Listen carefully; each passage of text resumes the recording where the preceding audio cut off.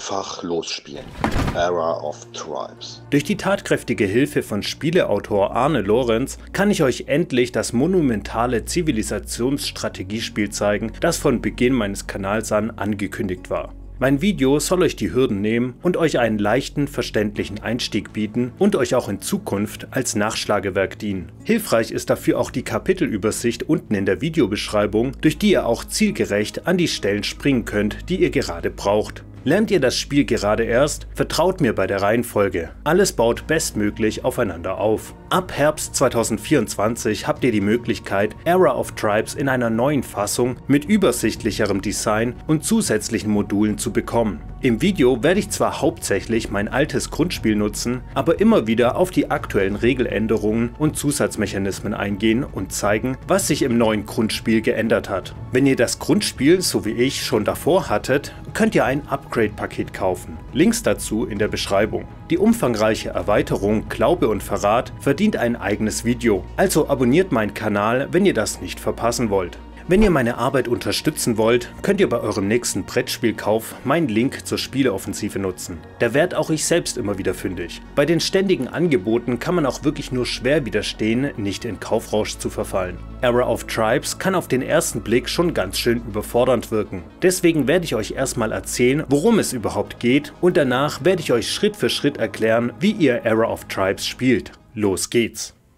Bei Era of Tribes übernimmt jeder Spieler die Kontrolle über eines von 10 frühhistorischen Völkern. Darunter die Germanen, Slawen, Bretonen, Römer, Griechen und Ägypter. Von eurem Heimatgebiet aus breitet ihr euch mit Vasallen und Flotten aus. Nutzt die besonderen Eigenheiten eures Volks und schreibt die Geschichte neu. Um am Zahn der Zeit zu bleiben und um nicht zur Randbemerkung der Historie zu werden, erforscht ihr neues Wissen und Technologien, die sich gegenseitig bedingen und dabei eure Möglichkeiten immer weiter steigern. Bald entstehen auch Städte, Handelsposten und Kultur. Es werden Steuern erhoben und damit drängt sich die Frage auf, wie ihr die Moral eures Volks aufrechterhaltet. Brot und Spiele verhindern Unruhen und den Rückfall in die Barbarei. Neben dem Weg über den Kampf könnt ihr eure Macht auch über die Diplomatie steigern und festigen. Haltet ihr euch wacker, schreitet ihr voran durch die Zeitalter. Vorreiter der Zivilisation sitzen am längeren Hebel, doch am Ende zählt weit mehr als das. Jetzt bauen wir das Ganze aber erstmal auf. Zuerst braucht es einen großen Tisch für das Spielbrett. Je nachdem, wie viele Spieler ihr seid und wie konfrontativ die Partie sein soll, begrenzt ihr das Spielfeld gemäß Anleitung mit Hilfe der Grenzsteine. Ich habe hier ein Spielfeld für 3 Spieler ausgewählt. Verteilt die blauen Nahrungsplättchen, die gelben Marker für Luxusgüter und die weißen Militärgüter auf die passenden Symbole auf dem Spielfeld. Aus den übrigen Nahrungsplättchen bildet ihr einen Vorrat. Die anderen Marker braucht ihr nicht mehr. Alle Spieler nehmen die größeren Würfelmarker in der Spielerfarbe ihrer Wahl. Bestimmt dann ein Startspieler und die Spielerreihenfolge am unteren Teil des Spielfelds. Am oberen Rand beginnt die Einflussleiste, die im Uhrzeigersinn um das Spielfeld führt. Platziert eure Einflussmarker auf die Startposition, sodass der Startspieler links, also hinten steht. Diese Einflussmarker werden im Spiel eure Einflusspunkte anzeigen. Das hier sind Einflusskarten. Ihr mischt sie, dann ziehen beginnend beim Startspieler alle 2 Karten, wählen eine aus und werfen die andere wieder auf den Nachziehstapel. Dann gilt es, passend dazu ein Volk auszuwählen, das seine Heimatprovinz im aktiven Spielbereich hat. In meinem Aufbau stünden die Römer zum Beispiel zur Auswahl, während die Germanen außerhalb des spielbaren Bereichs liegen. Mischt den Stapel danach nochmal und legt dann die obersten 2 Einflusskarten auf den Feldern mit der Krone offen aus. Jetzt geht es im eigenen Spielerbereich weiter. Bis jetzt habt ihr euer Völkertableau, eine Einflusskarte und Holzmarker in eurer gewählten Farbe. Nehmt euch Taler im Wert von 5. Das hier sind Städte und die Würfel sind Vasallen. Bedeckt damit jetzt so die Felder im unteren Bereich eures Tableaus. 12 übrige Vasallen legt ihr erstmal in den Vorratsbereich für freie Vasallen. Daraus bedient ihr euch jetzt, wenn ihr eure Heimatprovinzen besetzt, mit jeweils einem Vasallen. Liegt Nahrung auf einer Provinz, serviert ihr sie auf dem Teller.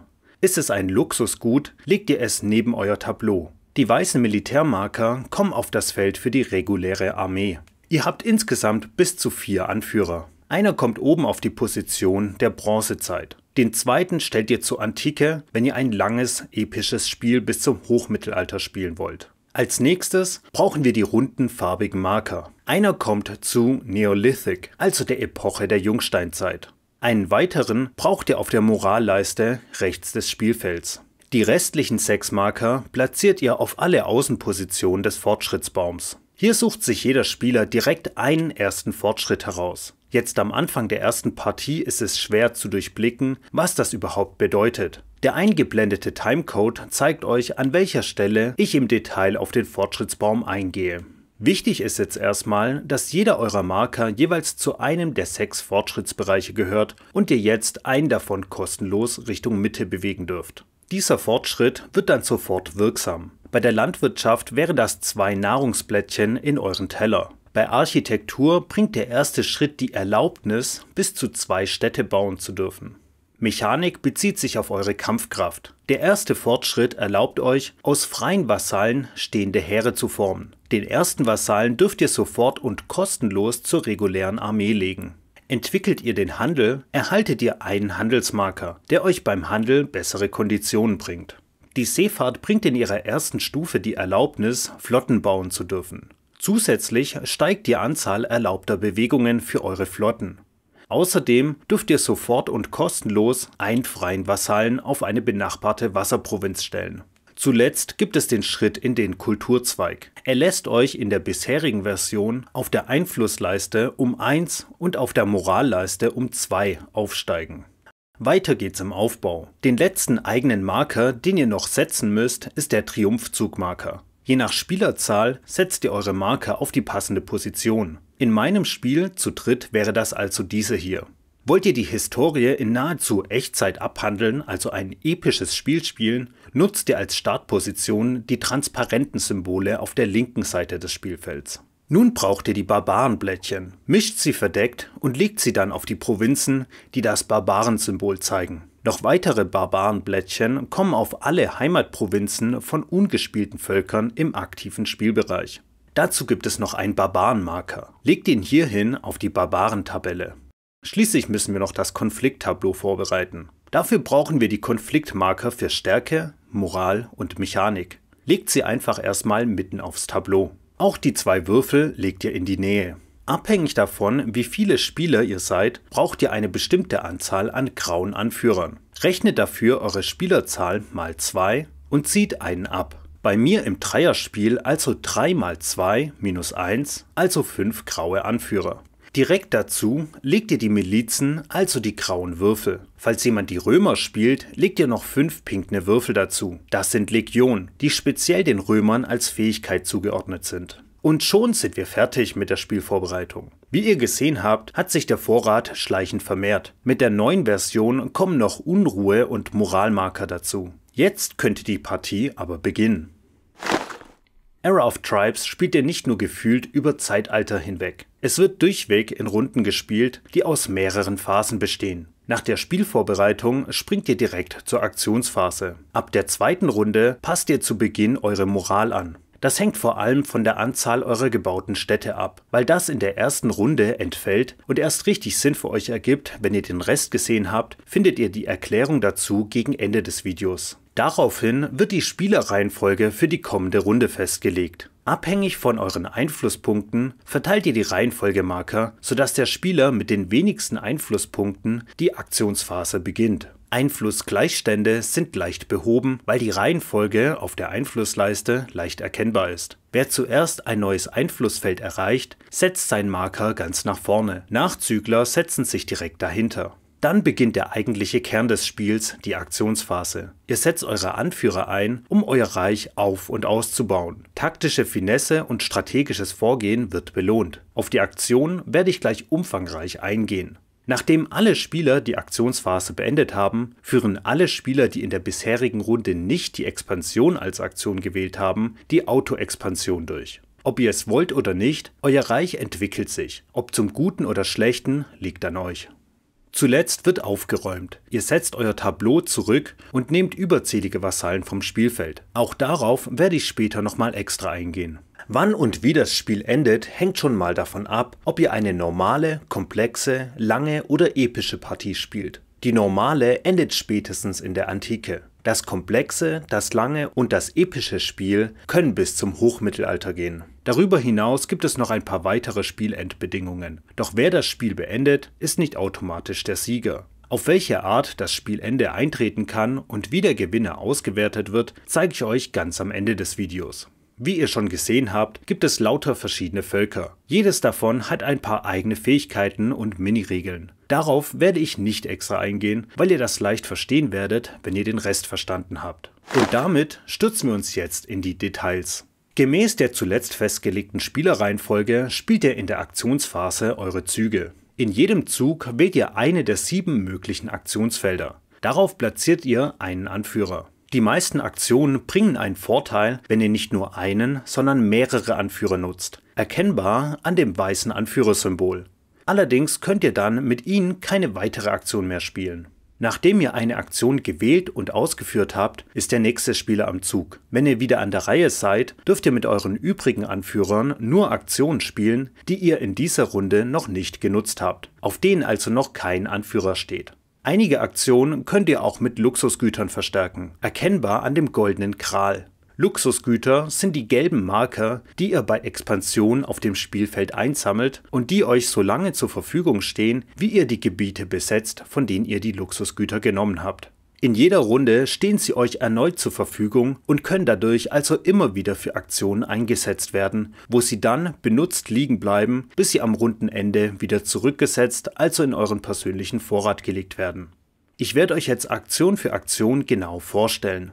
Sinnvoll erscheint mir, euch erstmal die Fortschrittsaktion und damit den auf den ersten Blick recht verwirrend wirkenden Fortschrittsbaum näher zu bringen. Auf der Aktionsfläche habt ihr schon mal die Information, dass ihr jetzt pro genutztem Anführer einen Fortschritt kaufen dürft. In meinem Fall wären das also 2. Der Fortschrittsbaum ist in 6 Fortschrittsbereiche unterteilt. Lasst euch nicht davon verwirren, dass die farbigen Bereiche sich gegenseitig überschneiden. Das hier ist also zum Beispiel der Fortschrittsbereich für Landwirtschaft. Wollt ihr eure Landwirtschaft verbessern, werdet ihr euch also in diesem Bereich Richtung Mitte bewegen. Warum die verschiedenen Fortschrittsbereiche scheinbar in andere Bereiche hineinlaufen, seht ihr gleich. Was uns jetzt erstmal interessiert, sind die Kosten. Informationen dazu finden wir hier, hier und hier. Die Kosten links zeigen, wie hoch der Preis für eine Fortschrittsaktion ist, wenn ihr in einem Fortschrittsbereich der Erste seid, der ihn erforscht. Ihr habt dadurch höhere Kosten, die aber auch mit sich bringen, dass ihr mit einem Einflusspunkt auf der Einflussleiste belohnt werdet. Die Kosten rechts geben dann an, wie viel ihr zahlen müsst, wenn schon jemand vor euch eine bestimmte Stufe in einem Fortschrittsbereich erforscht hat. Als Nachzügler habt ihr also geringere Kosten, bekommt aber auch keinen Einflusspunkt. Die Kosten, die verteilt im unteren Bereich angegeben sind, führen uns zur Frage, warum die Bereiche sich überlappen. Zu Beginn hält euch außer den Grundkosten, rechts oder links, nichts davon ab, in einem Bereich fortzuschreiten. Auf der zweiten Stufe kommt aber die Bedingung hinzu, dass ihr auch den Fortschrittsbereich nebenan erforscht haben solltet. Hier spielen diese ganzen kleinen Übergänge eine Rolle. Wichtig ist, dass diese Symbole gerade nicht als Übergänge verstanden werden dürfen. Wenn wir jetzt also bei Landwirtschaft den nächsten Bereich erforschen wollen, sehen wir, dass in den Bereich, in den wir uns bewegen wollen, nicht nur ein grünes Brückchen führt, das also angibt, dass man zuvor Landwirtschaft 1 erforscht haben muss, sondern auch Stufe 1 vom roten Kulturbereich. Schaut man sich den Baum an, kommt man zum Schluss, dass man eigentlich alles möglichst gleichzeitig entwickeln muss, um überhaupt in einem Bereich Richtung Mitte zu kommen. Da kommen dann die roten Kosten ins Spiel. Sie erlauben euch nämlich, in einen Bereich fortzuschreiten, obwohl ihr den Nachbarbereich nicht ausreichend erforscht habt. Hätten wir jetzt also Kultur 1 noch nicht erforscht und wollten trotzdem als erstes Landwirtschaft 2 erreichen, kostet das 8 Taler Grundkosten und zusätzlich 2 Taler, weil wir die Bedingung von Kultur 1 nicht erfüllen. Das kann im Laufe des Spiels schon richtig kostspielig werden. Allerdings werden die Kosten auch wieder gesenkt, indem ihr Städte baut. Jede bereits gebaute Stadt vergünstigt die Kosten um je 1 Taler. Das dezente Symbol unterhalb des Baums erinnert euch daran. 1 Taler müsst ihr mindestens bezahlen pro Fortschritt. Die große Frage steht jetzt natürlich im Raum, was der Fortschritt in einem Bereich überhaupt bringt. Weil die Fortschrittsbereiche alle an Aktionen gebunden sind, halte ich es für am besten, euch die jeweiligen Bereiche bei den folgenden Aktionen näher zu bringen. Der Handel ist eine sehr einfache Aktion, die aber leider am Anfang nicht sehr belohnend ist. Der Sinn vom Handel ist, Taler aus dem Vorrat zu erhalten. Wie ihr seht, bekommt ihr einen Taler für jeden dafür eingesetzten Anführer, jeden Handelsposten, den ihr eingerichtet habt, und für jedes eingesetzte Luxusgut. Jetzt stellen wir also 2 Anführer drauf und nutzen noch 3 Luxusgüter. Außerdem haben wir 3 Handelsmarker. Das bedeutet, dass wir uns jetzt insgesamt 8 Taler aus der Bank nehmen dürfen. Die Aktion lässt sich noch profitabler machen, indem wir auf dem Fortschrittsbaum den Bereich Handel erforschen. Dadurch schalten wir auf Stufe 2 Handelsposten frei und bekommen auf jeder Stufe Handelsmarker, die dann dauerhaft auf die Handelsaktion gelegt und jedes Mal hinzugezählt werden. Allerdings addieren sich die Marker, die ihr über den Fortschrittsbaum bekommt, nicht, sondern werden ersetzt. Erforscht ihr also Handel 2, entfernt ihr den +1 Handelsmarker und ersetzt ihn mit einem +3 Marker. Das nächste Mal, wenn ihr dann die Handelsaktion spielt, zählt ihr diesen Wert hinzu.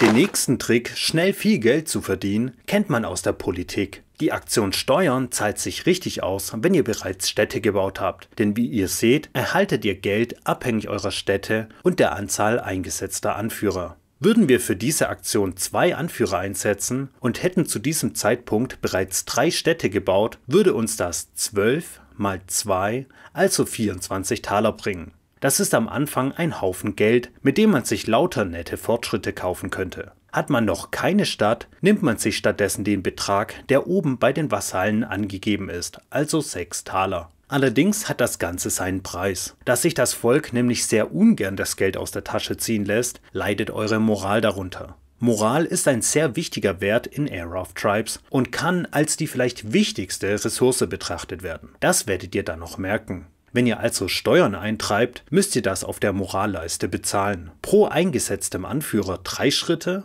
und für jede Stadt, die ihr bis jetzt gebaut habt, einen weiteren Schritt. In unserem Beispiel wären das also 6 Schritte abwärts für die beiden Anführer und 3 weitere für die 3 Städte. Ein Moralverlust von 9 kann schon fatal sein und man muss sich gut überlegen, ob man sich das leisten will oder kann. Denn seid ihr unten angekommen und müsst zum Beispiel noch 3 weitere Moral abziehen, stoßt ihr 3-mal gegen das untere Ende, was euch jedes Mal einen Einflusspunkt kostet. Hättet ihr aber keinen Einfluss mehr, müsstet ihr den Rest dadurch bezahlen, dass ihr entsprechend viele eurer Vasallen vom Spielfeld nehmt und zurück zu euren freien Vasallen stellt. Falls ihr nicht mal mehr das tun könnt, habt ihr den Spieleabend versaut. Denn dann endet die Partie am Ende dieser Runde. Wo es einen Anschlag nach unten gibt, gibt es ihn auch am oberen Ende der Moral. Stoßt ihr also oben an, erhaltet ihr dafür immer jeweils einen Taler. Schon mal eine Vorwarnung, auch zum Rundenbeginn wird euch für jede Stadt eine Moral abgezogen. In der neuen Era of Tribes Version von 2024 kommt zur Moral eine weitere Komponente hinzu, die teilweise Moralstrafen ersetzt. Die Rede ist von Unruhemarkern.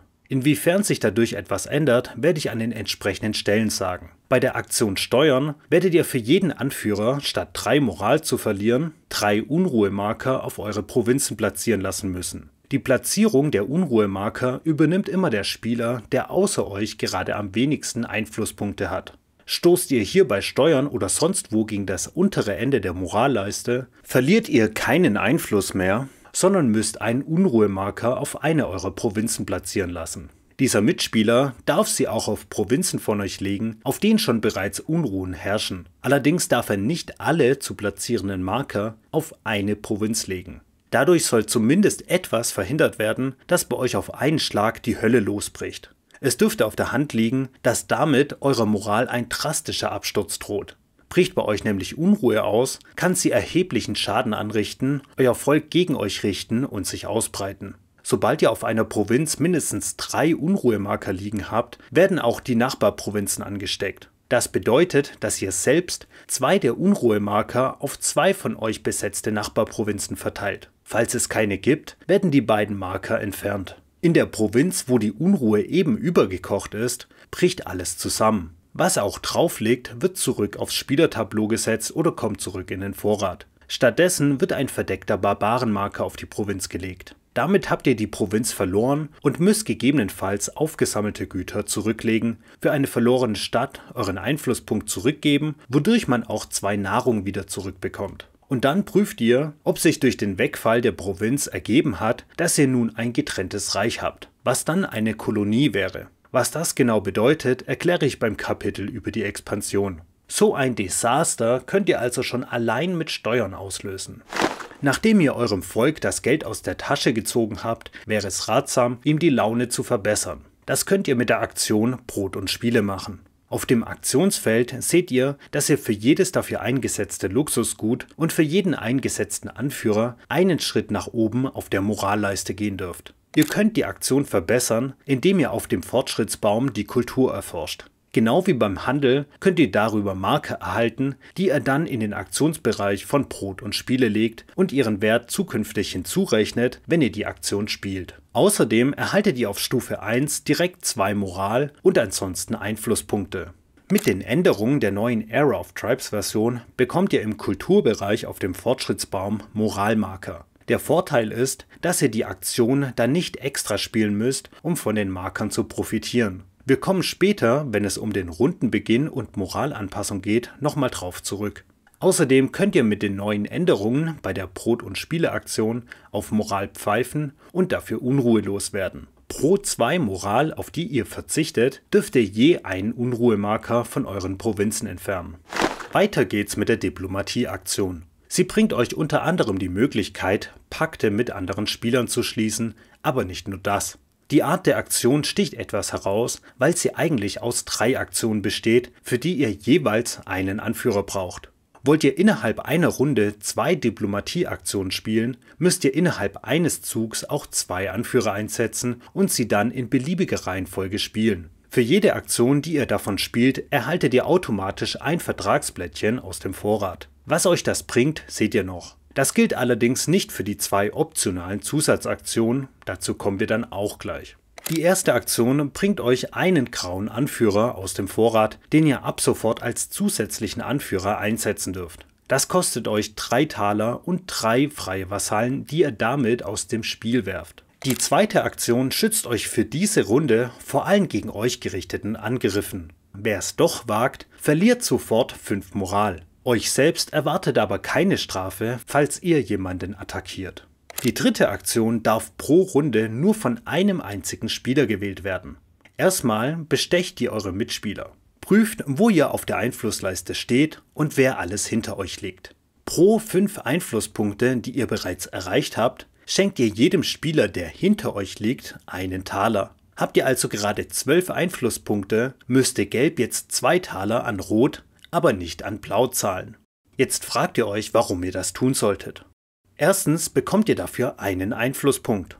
Doch noch interessanter ist, dass ihr dann zu Beginn der nächsten Runde euren Platz in der Zugreihenfolge bestimmen dürft.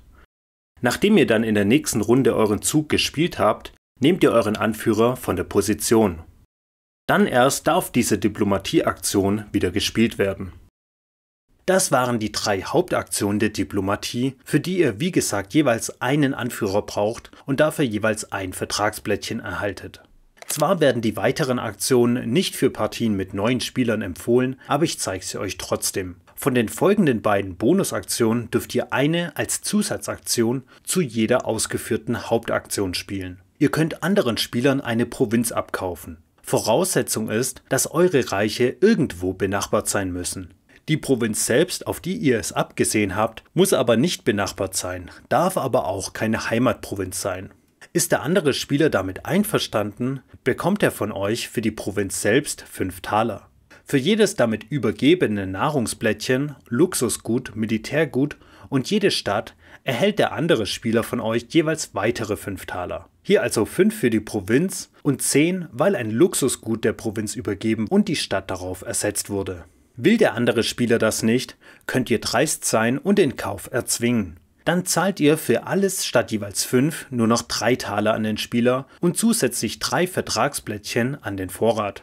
Ihr müsst in beiden Fällen alle Vasallen oder gegebenenfalls eine Stadt durch eigenes Material ersetzen können. Vasallen, die ihr noch nicht bei den freien Vasallen habt, kosten euch jeweils 2 Moral. Eine Stadt bringt einen Einflusspunkt und kostet euch 2 Nahrung, die ihr direkt dem anderen Spieler geben könnt, der dann aber seinen Einflusspunkt für die verlorene Stadt wieder abziehen muss, weil er ja seine Stadt wieder zurückbekommen hat.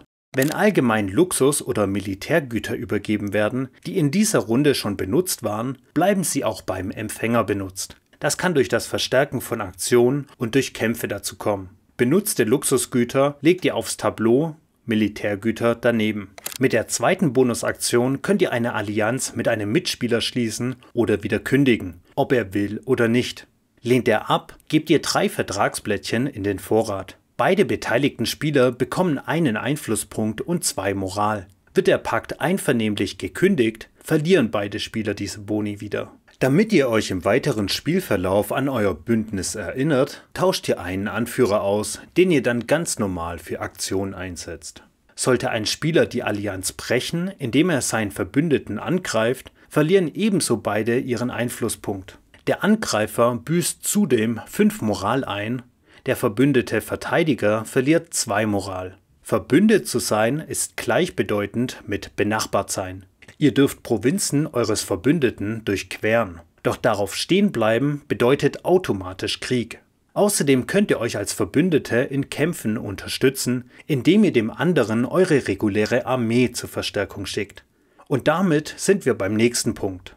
Die umfangreichste Aktion ist die Expansion, die in bis zu 4 Schritten ausgeführt wird. Der 4. wäre der Kampf, auf den ich danach extra zu sprechen komme. In jeder Runde wird es zwangsläufig zu einer Expansion kommen.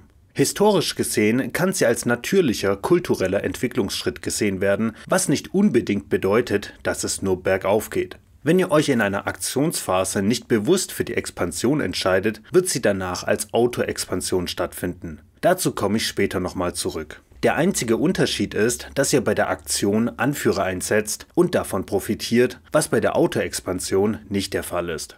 Bei der Expansion geht es euch also darum, euer Reich auszudehnen, indem ihr neue Vasallen und Flotten aufs Spielfeld bringt, sie bewegt, Städte und Handelsposten baut und dabei womöglich auch in kriegerische Konflikte mit Gegenspielern oder Barbaren geratet.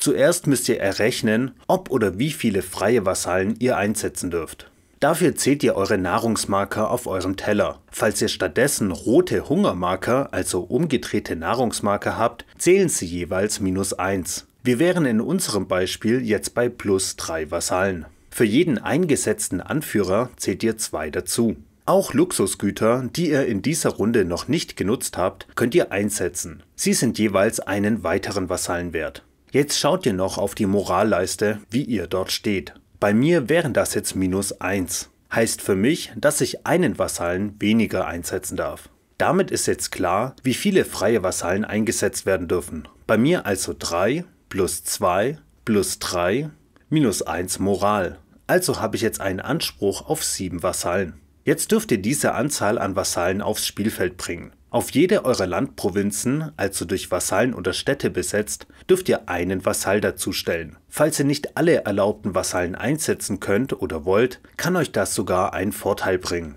Denn pro 3 ungenutzter Vasallen dürft ihr entweder auf der Moralleiste um einen Schritt nach oben gehen oder, in der neuen Version, alternativ einen Unruhemarker entfernen. Es kann sein, dass ihr weniger Vasallen auf eurem Tableau oben stehen habt, als ihr einsetzen dürftet. Ihr könnt euch dann dazu entscheiden, euch welche von den Städten unten zu nehmen. Das kostet euch allerdings -2 Moral pro Vasall. Es könnte auch sein, dass ihr beim Zusammenrechnen wegen Hunger oder schlechter Moral einen Minuswert erreicht. Das bedeutet dann, dass ihr Vasallen von euren Provinzen nehmen müsst. Das können Flotten, Handelsposten oder eben Vasallen sein. Ihr legt sie dann zurück zu den freien Vasallen auf eurem Tableau. Denkt auch hier daran, dass ihr dabei womöglich Nahrung, Luxus oder Militärgüter zurück auf dadurch frei gewordene Provinzen legen müsst. Müsstet ihr Nahrung abgeben, habt aber keinen Marker, nehmt ihr einen aus dem Vorrat für die Provinz und einen zweiten umgedreht als Hungermarker auf den Teller.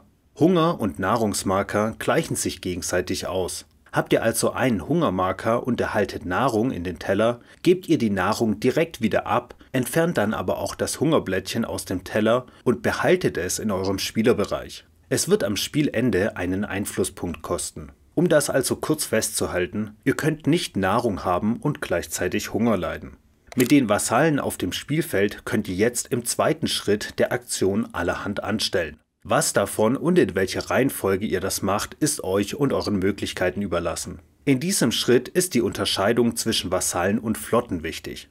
Vasallen sind diejenigen auf Landgebiet, Flotten sind Vasallen auf Wassergebiet. Fangen wir mal bei der Bewegung an. Ihr könnt von Beginn an jeden Vasall mit genau einem Bewegungspunkt bewegen. also in eine benachbarte Provinz. Die erlaubte Bewegung lässt sich auf 2 Wegen erhöhen. Einer davon ist das Pferd, das ihr als Militärgut einsammeln und im Bereich der regulären Armee einstallen könnt. Habt ihr also mindestens ein Pferd, erlaubt euch das in der neuesten Version auf Era of Tribes eine zusätzliche Bewegung aller Vasallen. Das Pferd könnt ihr dann trotzdem nachher noch im Kampf nutzen. Die andere Möglichkeit, euren Bewegungsradius für Vasallen zu erhöhen, ist, den Mechanikbereich auf dem Fortschrittsbereich zu erforschen. Stufe 2 lässt euch 2 Schritte pro Vasall gehen, Stufe 4 3 Schritte. Der Mechanikfortschritt erlaubt euch ab der ersten erforschten Stufe das Rekrutieren von Vasallen in eure reguläre Armee. Direkt nachdem ihr einen neuen Fortschritt in der Mechanik freigeschaltet habt, dürft ihr einen freien Vasall in die reguläre Armee schicken. Das darf auch einer von unten sein, den ihr aber auch in diesem Fall mit 2 Moral bezahlen müsst. Wie ihr dann noch mehr Rekruten bekommt und was euch die reguläre Armee überhaupt bringt, zeige ich euch noch. Zurück zur Bewegung. Sie kann allerhand Möglichkeiten und Konsequenzen mit sich bringen. Bewegt ihr euch auf Provinzen mit Nahrungsmarkern, legt ihr sie in euren Teller. Luxusgüter kommen neben das Spielertableau und Militärgüter zur regulären Armee. Alles davon steht euch ab der nächsten Möglichkeit zur Verfügung. Militärgüter könnt ihr also sogar noch im selben Zug nutzen. Verlasst ihr allerdings eine Provinz komplett, müsst ihr die zugehörigen Marker wieder dorthin zurücklegen. Wenn es hier und generell vorkommt, dass euer Reich getrennt wird, beispielsweise weil ihr Vasallen wegbewegt oder einen Kampf verloren habt, dann entsteht aus dem Bereich, der nicht eure Heimatprovinzen enthält, eine Kolonie. Immer wenn gewollt, zum Beispiel durch Schifffahrt, oder ungewollt eine Kolonie entsteht, müsst ihr sofort 2 Moral auf der Moralleiste abziehen. Solltet ihr es in einer späteren Runde schaffen, die Kolonie wieder einzugliedern, bekommt ihr die 2 Moral trotzdem nicht zurück. Ihr könnt Vasallen auch auf gegnerische Landprovinzen bewegen, was dann im 4. Schritt zum Kampf führt, auf den ich später gesondert eingehe. Gegnerische Gebiete sind nicht nur Provinzen eurer Mitspieler, die Vasallen oder eine Stadt enthalten, sondern auch Provinzen mit Barbarenblättchen. Seid ihr mit einem Mitspieler über die Diplomatieaktion verbündet, dürft ihr Vasallen durch seine Provinzen hindurch bewegen. Bleibt ihr aber darauf stehen, bedeutet das automatisch Krieg. Wenn ihr eine Stadt bauen wollt, könnt ihr das jetzt im 2. Schritt erstmal vorbereiten, indem ihr dafür sorgt, dass ihr 3 Vasallen auf einer Provinz stehen habt. Im 3. Schritt der Expansionsaktion nehmt ihr diese 3 Vasallen zurück auf euer Tableau und stellt stattdessen eine Stadt auf die Provinz. Damit erhaltet ihr auch bis zu 3 neue Vasallen, die ihr zu den freien Vasallen legt. Das dürft ihr allerdings nur tun, wenn ihr auf dem Fortschrittsbaum den Architekturbereich ausreichend erforscht habt. Um überhaupt eine Stadt bauen zu dürfen, müsst ihr die erste Stufe erforscht haben, die euch den Bau von bis zu 2 Städten erlaubt. Nach und nach könnt ihr dann alle 8 Städte freischalten. Eine Provinz kann höchstens eine Stadt enthalten. Der Bau kostet euch 2 Nahrungsblättchen von eurem Teller, die ihr in den allgemeinen Vorrat legt. Für jede Nahrung, die ihr zu wenig habt, müsst ihr einen Hungermarker in euren Teller legen. Hier bekommt ihr aber auch sofort einen Einflusspunkt. Städte kosten euch zwar im weiteren Verlauf der Partie Moral, bringen euch aber, wie schon erwähnt, mehr Steuereinnahmen, geringere Kosten beim Fortschrittsbaum und natürlich viele weitere Vasallen. Ihr könnt Vasallen auch über eigene Flotten bewegen. Flotten sind wie gesagt Vasallen auf Wassergebiet. Voraussetzung ist, dass die Flotten eine durchgehende Wasserbrücke von Land zu Land bilden. Steht ein Vasall auf der einen Seite eines Meeres, kann er mit einem Bewegungspunkt auf die andere Seite gelangen. Landet er dabei auf einer unbesetzten Provinz, die nicht durch Landprovinzen mit eurem Reich verbunden ist, entsteht dabei eine neue Kolonie. Landet der oder die Vasallen auf einem gegnerischen Gebiet, kommt es zu einer Landungsschlacht, also einem Kampf. Beliebig viele von den Vasallen, die ihr in dieser Expansionsaktion neu eingesetzt habt, dürft ihr in eure reguläre Armee rekrutieren, sofern ihr mindestens die erste Mechanikstufe auf dem Fortschrittsbaum freigeschaltet habt. Darauf könnt ihr auch ablesen, wie hoch die Kosten sind. Auf der ersten Stufe kostet euch die Rekrutierung eines Vasalls jeweils einen Taler und später mit jeder Fortschrittsstufe einen weiteren.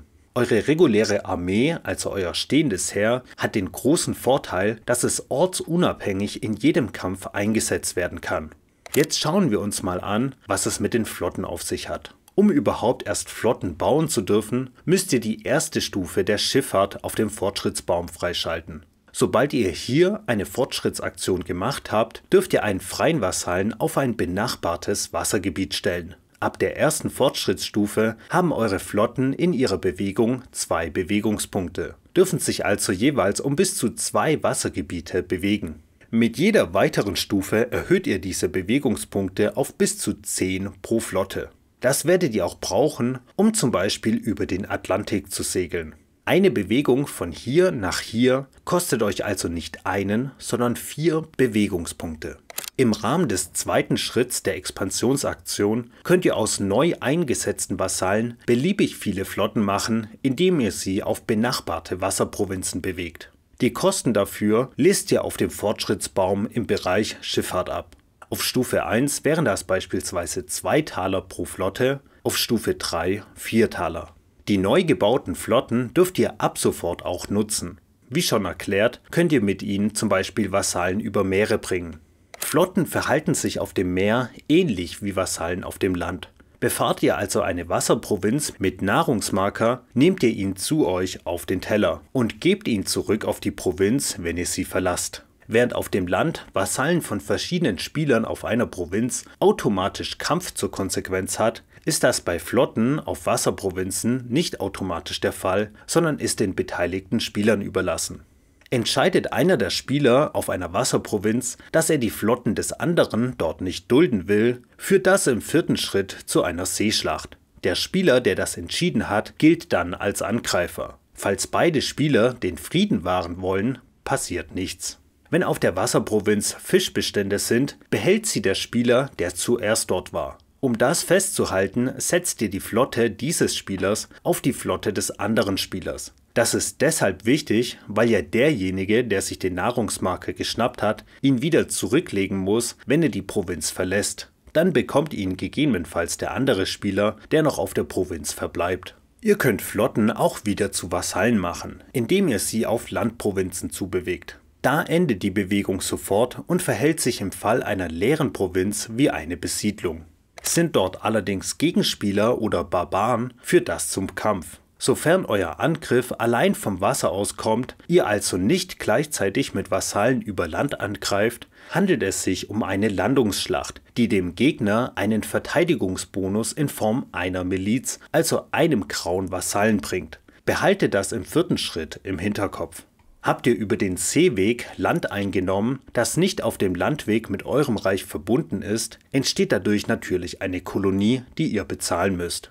Was für den zweiten Schritt der Expansion jetzt noch übrig bleibt, ist einen Handelsposten einzurichten. Voraussetzung dafür ist, dass ihr die zweite Fortschrittsstufe von Handel erforscht habt. Dann könnt ihr mit einem der neu eingesetzten Vasallen einen Handelsposten bei einer Stadt eines Mitspielers errichten. Dafür müssen sich eure Provinzen einfach irgendwo in Form von Vasallen, Städten oder Flotten berühren. Wenn ihr mit einem anderen Spieler verbündet seid, braucht ihr keine Berührungspunkte. Ihr wählt also einen beliebigen eurer neu eingesetzten Vasallen und setzt ihn auf eine Stadt eines anderen Spielers, sofern darauf noch kein anderer Handelsposten liegt. Der Mitspieler hat dabei nicht mitzureden. Er bekommt von euch aber entweder einen Taler oder ein Vertragsblättchen. Ihr nehmt euch daraufhin 2 Moral auf der Moralleiste und einen Handelsmarker auf eure Handelsaktion. Euer Handelsposten schützt den anderen Spieler etwas davor, von euch angegriffen zu werden. Kommt es nämlich zwischen euch zum Kampf, kann der Gegenspieler nach der Kampfphase all eure Handelsposten auf seinem Gebiet auf einen Schlag des Landes verweisen. Dadurch verliert ihr nicht nur eure Handelsposten, die ihr dann wieder auf euer Tableau nehmt, sondern auch die Handelsposten-Boni, also jeweils 2 Moral und einen Handelsmarker. Am Ende der Expansionsaktion kann es im 4. Schritt zu Kämpfen kommen, wenn sich Vasallen oder Flotten in gegnerische Provinzen begeben haben. Mögliche Gegner sind wie gesagt nicht nur eure Mitspieler, sondern auch Barbaren. Auf Wasserprovinzen muss, wie schon erwähnt, einer der beiden Spieler den Kampf erst anzetteln. Auf Landprovinzen kommt es immer automatisch zum Kampf, selbst wenn ihr verbündet seid. Kommt es also zum Kampf, braucht ihr das Konflikttableau, die Konfliktmarker und die beiden Würfel. Der grüne für den Verteidiger, in unserem Beispiel gelb, und der rote für den blauen Spieler als Angreifer. Die Würfel haben eine unterschiedliche Gewichtung. Einer zum Vorteil für den Angreifer, der andere für den Verteidiger. Das zeigt sich an den Symbolen für Schwert und Schild, die ihr beide als feste Konfliktmarker auf dem Konflikttableau vorfindet. Die weiteren Symbole passen zu den 3 Konfliktmarkerblättchen, die gleich jeweils entweder auf die Seite des Angreifers oder des Verteidigers platziert werden und dort dann auch für den kompletten Verlauf des Kampfes liegen bleiben. Ein Symbol, das ihr auf den Würfeln und als Konfliktmarker vorfindet, ist die Moral. Ihr schaut jetzt, wer von euch in der Moralleiste höher steht. Dieser Spieler, lassen wir es mal den Angreifer sein, legt den Konfliktmarker auf die Angreiferseite. Der nächste Konfliktmarker zeigt das Katapult. Es geht also um euren Fortschrittsgrad im Bereich der Mechanik. Wer weiter geforscht hat, nimmt sich den Marker auf seine Seite.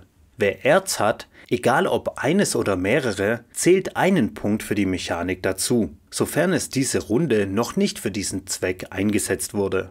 Blau hat ein Erz und zählt deshalb laut den neuen Regeln eine Mechanikstufe hinzu, was dann einen Gleichstand bedeutet. Allerdings werden Konfliktmarker im Falle eines Gleichstandes an den Verteidiger gegeben. Nur bei reinen Seeschlachten erhält sie der Angreifer. Der dritte Konfliktmarker mit der Faust hängt von eurer Stärke ab. Und das ist nicht ganz so offensichtlich, wie man erstmal meinen könnte. Erstmal holen beide beteiligten Spieler ihre Einheiten auf ihre Seite des Konflikttableaus. Das können Vasallen, Flotten und Städte sein. Alles davon ist schon mal jeweils eine Stärke wert. Kämpft ihr auf dem Wasser, habt ihr jetzt eure Flotten aufs Konflikttableau gestellt und seid damit schon bereit für den Kampf. Wer mehr Flotten hat, bekommt den Stärkemarker. Kämpft ihr aber auf dem Land, zählt noch einiges weitere zu eurer Stärke. Eine angegriffene Stadt bringt eine Miliz mit sich. Das sind die grauen Würfel aus dem Vorrat. Vasallen von Handelsposten auf Städten spielen in einer Schlacht übrigens keine Rolle. Jetzt kommen auch die Vasallen in eurer regulären Armee zum Tragen. Ihr dürft davon so viele einsetzen, wie ihr wollt. Im Fall der Römer wären das zudem noch Legionen. Auch Verbündete können den Kampfparteien aus ihrer regulären Armee Unterstützung senden, was der Begünstigte allerdings an den Spender bezahlen muss. Die Talerkosten pro Vasall lassen sich am Mechanikfortschritt des Verbündeten ablesen. Weil der Verbündete trotz Unterstützung nicht als aktive Kriegspartei gilt, kann er damit auch keine Allianz brechen. Wird nur vom Wasser aus angegriffen oder findet der Kampf auf einer Bergprovinz statt, bekommt der Verteidiger in jedem Fall eine weitere Miliz. Es gibt Blättchen für historische Schlachtfelder. Im Kampf sind das Partisanen, die eingesetzt werden können. Waren an einem früheren Kampf insgesamt mindestens 5 Einheiten jeglicher Art beteiligt, kommt nach dem Kampf ein +1 Blättchen auf die Provinz. Waren mindestens 10 beteiligt, ein +2 Blättchen. Auf der Provinz bleibt ein +1 Blättchen der bis dahin größten Schlacht liegen, bis es durch ein +2 Blättchen einer größeren Schlacht ersetzt wird oder bis die Partie beendet ist. So ein Blättchen stellt Partisanen dar und bringt euch in künftigen Schlachten auf dem Konflikttableau nochmal 1 bzw. 2 Milizwürfel. Wenn der Verteidiger inmitten einer Revolution angegriffen wird, muss er von der attackierten Provinz einen Vasall oder die Stadt wieder vom Konflikttableau herunternehmen und zurück auf die Provinz stellen. Diese Einheit ist also nicht Teil des Kampfs, wird bei einer Niederlage aber trotzdem verloren gehen. Wenn ihr euch in eine Provinz mit einem Barbarenblättchen bewegt, kommt es zu einem Kampf zwischen euch und den Barbaren. Das Barbarenblättchen wird als Einheit auf die Seite des Verteidigers gelegt, wobei ein Mitspieler im Kampf für die Barbaren würfelt. Oberhalb des Fortschrittsbaums findet ihr die Barbarentabelle. Abhängig davon, in welchem Zeitalter der weiteste Spieler ist, liegt dort ein Marker, der anzeigt, wie viele zusätzliche Milizwürfel die Barbaren auf ihre Seite bekommen und wie es um deren Mechanikfortschritt und Moral steht. Die Moral bleibt durchweg bei 0. Habt ihr zuvor schon gegen Barbaren gesiegt, habt ihr Barbarenblättchen, die entweder offen, also benutzt, oder noch verdeckt, also bereit zum Einsatz, neben eurem Tableau liegen. Ungenutzte Barbaren könnt ihr als Söldner und somit als weitere Einheiten auf eure Seite des Konflikttableaus holen. Jetzt könnt ihr im Kampf gegen einen Mitspieler oder gegen Barbaren feststellen, wer den Stärke-Konfliktmarker erhält. Jede Einheit auf der eigenen Seite des Konflikttableaus, also jeder eingesetzte Marker, jeder Vasall, jede Stadt usw. ist eine Stärke wert. Wer mehr hat, holt den Stärkemarker auf seine Seite. Und damit seid ihr jetzt auch bereit für den eigentlichen Kampf.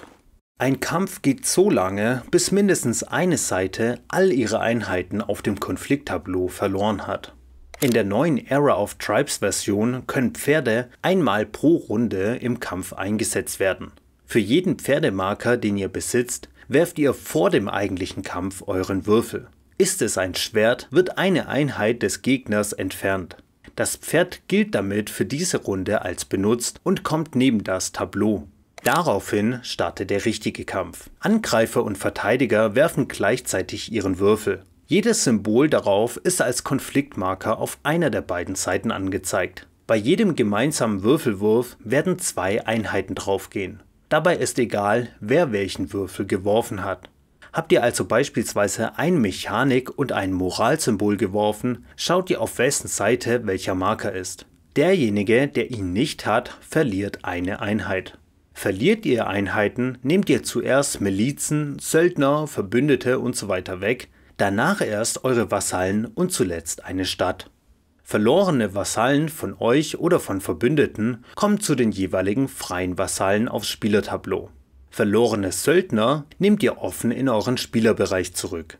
Damit gelten sie jetzt als genutzt und können nicht mehr verwendet werden. Graue Milizen oder auch die römischen Legionen kommen zurück in den allgemeinen Vorrat. Falls euch bei einer Landschlacht die Einheiten ausgehen, dürft ihr jederzeit weitere Söldner, also ungenutzte Barbarenblättchen, hinzuholen und eure Verbündeten um weitere Einheiten aus der regulären Armee bitten und natürlich dafür bezahlen. Es ist euch aber nicht erlaubt, nachträglich aus eurer eigenen regulären Armee Vasallen hinzuzuholen. Hat mindestens eine Seite all ihre Einheiten verloren, ist der Kampf beendet. Habt ihr euch auf dem Wasser bekämpft, kommen die übrigen Flotten vom Konflikttableau wieder zurück auf die Wasserprovinz. Falls darauf ein Fischbestand ist und der Spieler mit dem dazugehörigen Nahrungsmarker verloren hat, muss er diesen seinem Gegenspieler übergeben. Hätte er das Nahrungsblättchen dafür aber nicht mehr in seinem Teller, muss er sich ein Hungerblättchen nehmen. Der Spieler, der auf der Wasserprovinz verblieben ist, nimmt sich dann ein Nahrungsblättchen aus dem allgemeinen Vorrat. Falls noch weitere Kämpfe anstehen, dann zum nächsten und alles von vorn. So verhält es sich auch auf Landprovinzen. Übrige Vasallen des Siegers werden auf die Provinz gesetzt und ihr übergebt gegebenenfalls Nahrungsblättchen, Luxus und/oder Militärgüter. Beim Verlust einer Provinz kann es dazu kommen, dass dadurch eine Kolonie entsteht. Wenn der Verteidiger eine Stadt in seiner Provinz hatte, ist sie jetzt verloren und muss an den Angreifer übergeben werden. Das bedeutet, dass der Verteidiger seine Stadt zurück aufs Tableau stellen muss und der Gewinner die nächste Stadt von seinem Tableau in die Provinz setzt. Das bringt die volle Konsequenz mit sich, nämlich dass der Verteidiger seinen Einflusspunkt wieder abgeben muss, den er ursprünglich für diese Stadt erhalten hat, und der Gewinner für den Neubau seiner Stadt einen Einflusspunkt bekommt. Außerdem bekommt der Verlierer seine 2 Nahrung wieder zurück, die er zuvor für die Stadt bezahlen musste, während der Gewinner die 2 Nahrungsblättchen für die neue Stadt bezahlen muss. Kann oder will der Angreifer die Stadt nicht erobern, also ersetzen, zum Beispiel weil er kein Hungerblättchen in Kauf nehmen will oder die Stadt gar nicht bauen darf, weil er beim Architekturfortschritt nicht weit genug ist, dann kann er stattdessen auch einen Vasall einsetzen, bekommt dann aber auch nicht den Einflusspunkt für die Stadt. Wurde im Kampf eine Stadt mit Handelsposten erobert, bleibt der Handelsposten bestehen. Wenn die Stadt zerstört wurde, kommt der Vasall zurück zum entsprechenden Spieler aufs Tableau und der zugehörige Handelsbonus geht zurück in den allgemeinen Vorrat. Das bedeutet auch, dass die 2 Moral, die ursprünglich dafür gewonnen wurden, wieder abgezogen werden müssen. Immer wenn eine Stadt in einem Kampf zerstört oder erobert wurde, kostet das den Angreifer 3 Moral. Wenn nur Vasallen auf der Landprovinz waren, verliert der Angreifer nach einem gewonnenen Kampf gegen einen Mitspieler eine Moral. Fand der Kampf auf einer Wasserprovinz statt oder wurde eine Barbarenprovinz besiegt, gibt es für den Angreifer keinen Moralverlust. Dann nehmt ihr das Barbarenblättchen, guckt es euch an und legt es verdeckt in euren Spielerbereich. Es kann einmal entweder als Söldner im Kampf oder als Bonus eingelöst werden. Daraufhin deckt ihr es auf, um anzuzeigen, dass ihr es schon genutzt habt. Der Sieger des Kampfes und ebenso Verbündete, die ihn unterstützt haben, gehen mit ihrem Triumphzug einen Schritt vorwärts gegen den Uhrzeigersinn. Landet euer Triumphzug auf einem schwarzen Feld, nehmt ihr euch einen Einflusspunkt. Auf einem roten Feld bekommt ihr 3 Moral. Falls der Angreifer eine Niederlage einstecken musste, zieht er und nur er seinen Triumphzug um einen Schritt zurück. Müsst ihr dadurch ein rotes oder schwarzes Feld verlassen, müsst ihr auch den Einflusspunkt oder die 3 Moral wieder abziehen. Es kann sein, dass ihr eure Einheiten im Kampf gleichzeitig vernichtet, wodurch ein Unentschieden entsteht. Dann ist die Provinz zwar voller verwesender, stinkender Leichen, aber unbesetzt. Bei einem Unentschieden mit Barbaren wird deren Blättchen unbesehen aus dem Spiel entfernt. Es ist auch möglich, dass ihr euch auf dem Konflikttableau komplett bekämpft und dadurch ein Unentschieden entsteht, aber der Verteidiger inmitten einer Revolution ist und deswegen noch seine Stadt oder ein Vasall auf der Provinz geblieben ist. Dadurch bleibt die Provinz weiterhin unter der Kontrolle des Verteidigers. Damit ist der Kampf vorbei. Falls ihr in dieser Expansion noch weitere Kämpfe ausgelöst habt, geht es in beliebiger Provinzreihenfolge weiter. Und dann ist die Expansionsaktion beendet. Die neue Era of Tribes Version bzw. das Upgrade bringt unter anderem die schon erwähnten Unruhemarker ins Spiel. Sie und die Partisanen der historischen Schlachtfelder sorgen dafür, dass der Krieg und seine Folgen noch turbulenter werden. Daher werde ich jetzt gesondert auf diese neuen Regeln eingehen. Bevor ihr den Stärke-Konfliktmarker platziert, fällt dem Verteidiger das wütende Volk in den Rücken. Falls auf der angegriffenen Provinz Unruhemarker und Partisanen liegen, die Stimmung sozusagen schlecht ist, dann werden sie zusammen entweder als Blättchen oder als Milizwürfel auf die Angreiferseite des Konflikttableaus geholt. Ohne Unruhemarker kämpfen Partisanen hingegen für den Verteidiger. Danach zählt ihr die Einheiten für den Stärke-Konfliktmarker. Legt ihr die Blättchen selbst aufs Konflikttableau, denkt unbedingt daran, sie nach dem Kampf wieder auf die Provinz zu legen. Erobert der Angreifer eine Vasallenprovinz, verliert er auch mit den neuen Regeln eine Moral. Wurde aber eine Stadt erfolgreich erobert oder zerstört, wird auf die Provinz ein Unruhemarker gelegt. War es eine historische Schlacht, also mindestens 5 Einheiten beteiligt, wird zusammen mit einem entsprechenden Partisanenblättchen auch ein Unruhemarker auf die erfolgreich eroberte Provinz gelegt. Als Angreifer habt ihr nach Abschluss aller Kämpfe die Möglichkeit, Unruhen allgemein in eurem Reich niederzuwerfen, falls ihr noch mindestens einen Vasallen in eurer regulären Armee habt. Pro Vasall in eurer regulären Armee dürft ihr beide Würfel werfen. Ein Schwert lässt euch einen Unruhemarker entfernen. Ein zweites Schwert bedeutet rabiateres Vorgehen und beseitigt 2 Unruhemarker, senkt aber auch eure Moral um 1. 2 Schilde bedeuten, dass sich der Pöbel zu wehren weiß. Ihr müsst einen weiteren Unruhemarker platzieren lassen.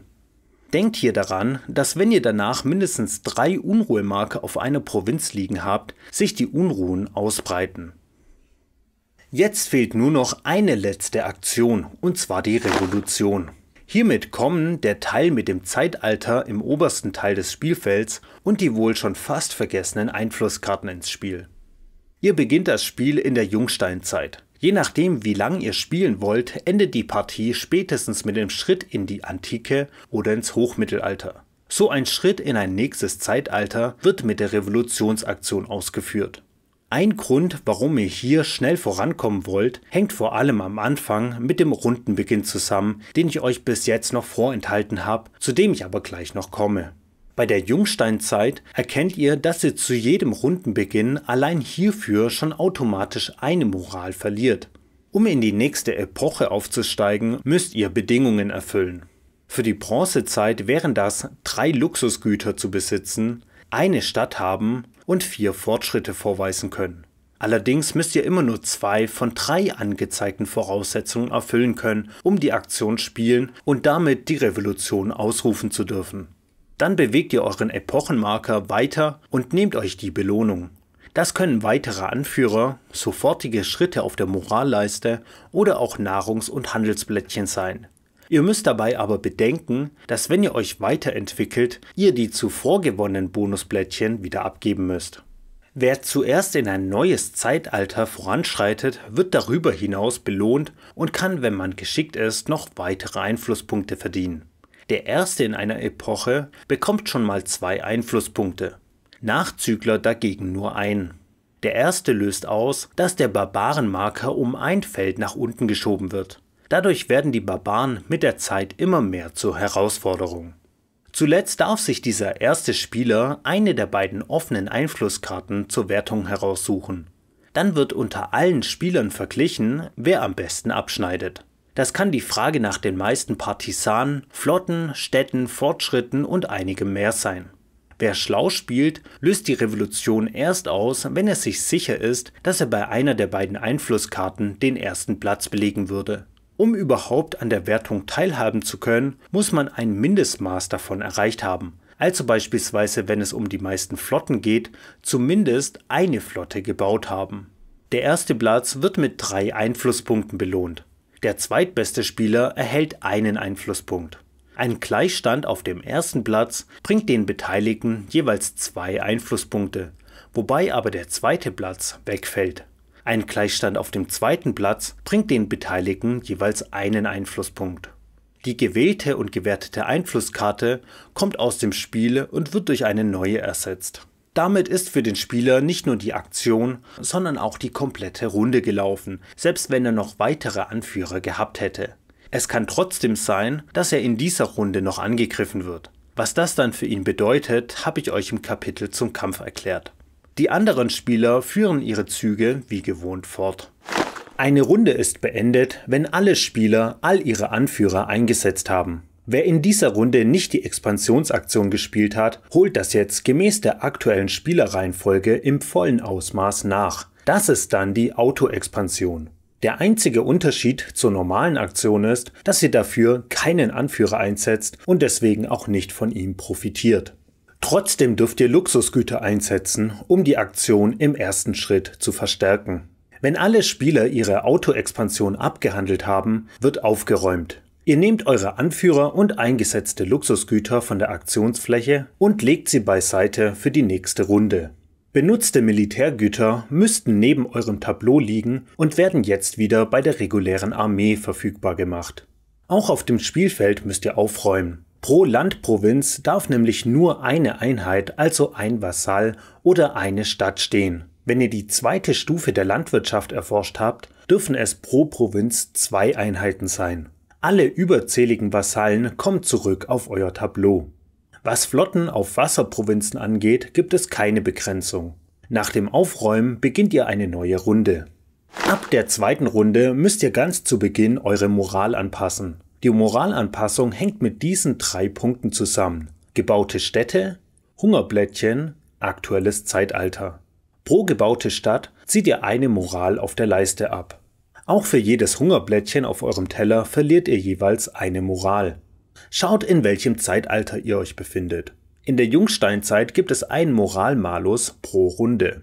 In der neuen Version spielen hier die schon erwähnten Moralmarker eine Rolle, die ihr euch zum Beispiel beim Bau einer Stadt sofort nehmt, um die nötige Moralanpassung am Rundenbeginn auf einen Blick zu erkennen. Bei der bisherigen Version ist das fast unnötig. In der neuen Version und mit der Erweiterung kommen aber noch Kulturfortschritte und Religion dazu. Da sorgen die Marker also für einen schnelleren Überblick. Hungerblättchen werden nicht mehr direkt mit einem Moralmalus bestraft. Es wird viel schlimmer. Pro Hungerblättchen müsst ihr vom Spieler mit den wenigsten Einflusspunkten eine Unruhe platzieren lassen. Und jetzt kommt's. Jeder Unruhemarker auf euren Provinzen kostet euch eine Moral. Bei jedem, der da nicht aufpasst, die Unruhe in Zaum zu halten, ist die Katastrophe vorprogrammiert. Nachdem ihr eure Moral nach alten oder neuen Regeln angepasst habt, geht es über zur Spielereihenfolge und dann zur Aktionsphase. Das Spielende kann auf verschiedenen Wegen erreicht werden. Je nach gewählter Spielvariante müssen ein oder mehrere Endbedingungen erreicht werden. Das lässt sich alles an dieser Tabelle ablesen. Das normale und lange Spiel wird beendet, wenn der erste Spieler eine von insgesamt 6 möglichen Bedingungen erfüllt.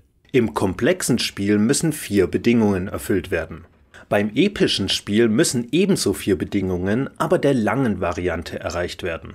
Ist der entsprechende Fall eingetreten oder wird ein Spieler komplett vernichtet, wird die Runde noch zu Ende gespielt. Bei der normalen und langen Variante bekommt der Spieler, der zuerst eine Endbedingung erreicht, 3 Einflusspunkte. Spieler, die in derselben Runde ebenfalls noch Spielendziele erreichen, bekommen 2 Einflusspunkte. Beim epischen Spiel bekommt der Erste, der mindestens 4 Ziele erfüllt, 5 Einflusspunkte. Nachzügler bekommen 3. Je nach Spielervariante und teils abhängig der Spielerzahl müsst ihr also zum Beispiel in der normalen Variante für 3 Spieler 23 Einflusspunkte gewinnen oder im langen Spiel das Hochmittelalter erreichen oder durch Kämpfe dafür sorgen, dass sich euer Einflussmarker und Triumphzug am Spielrand treffen. Wer letztendlich gewinnt, wird erst noch ausgewertet. Das macht ihr gemäß der noch aktuellen Spielereihenfolge. Hier kommt die anfangs verteilte Einflusskarte, euer geheimer persönlicher Auftrag zum Zug. Ihr prüft also, ob oder inwiefern ihr ihn erreicht habt. Der Unterschied zu den offenen Einflusskarten bei Zeitalterwechseln ist, dass nur der Spieler, der die Karte besitzt, daran Punkte verdienen kann. Er erhält 3 Einflusspunkte, falls er am besten abschneidet. 2 Einflusspunkte, falls er sich den ersten Platz mit einem anderen Spieler teilen muss. Dieser andere Spieler erhält trotzdem keine Einflusspunkte dafür. Für den zweiten Platz wird man hier am Ende überhaupt nicht belohnt. Nachdem ihr eure persönlichen Aufträge gewertet habt, geht es nun an die offenen Einflusskarten, die ihr nun beide wertet, wie zuvor bei der Evolutionsaktion schon erklärt. Jetzt zählt auch nochmal euer Wert auf der Moralleiste, den ihr euren Einflusspunkten hinzufügt oder davon abzieht. Schließlich werdet ihr noch für jeden Hungermarker auf eurem Teller und neben eurem Tableau mit jeweils einem Einflusspunktabzug bestraft. Wer jetzt am meisten Einflusspunkte hat, geht als Sieger in die Geschichtsschreibung ein. Bei Gleichstand zählt, wer zuerst die meisten Einflusspunkte erreicht hat. Ich hoffe, die Mühe hat sich gelohnt. Lasst mich in den Kommentaren wissen, ob euch das Video gefallen und geholfen hat, Era of Tribes zu verstehen. Demnächst kommt noch ein extra Video zur Erweiterung Glaube und Verrat. Wenn ihr denkt, dass manche Aspekte noch ein extra Video verdient hätten, lasst es mich in den Kommentaren wissen. Danke an Arne Lorenz, der mir selbst mitten in der Nacht noch auf meine ständigen Mails geantwortet und meine Skripte überprüft hat. Die neue Era of Tribes Version und die Erweiterung könnt ihr ab November vorbestellen. Link zum Crowdfunding in der Videobeschreibung. Fast alle anderen Brettspiele findet ihr bei der Spieleoffensive, wo ihr Spiele nicht nur kaufen, sondern auch zum Testspielen ausleihen könnt. Vielen Dank fürs Dabeisein und bis zum nächsten Mal.